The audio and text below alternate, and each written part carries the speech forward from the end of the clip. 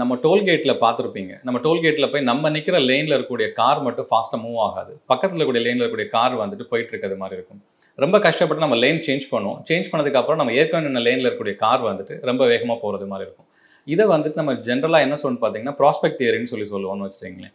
இதுக்கு முக்கியமான காரணம் நம்ம எங்கே வந்துட்டு லூஸ் பண்ணிடுவோமோன்ற அந்த ஃபியர் நம்மளை வந்து கெயின் பண்ணுற அட்வான்டேஜை விட்டும் தடுத்துருது.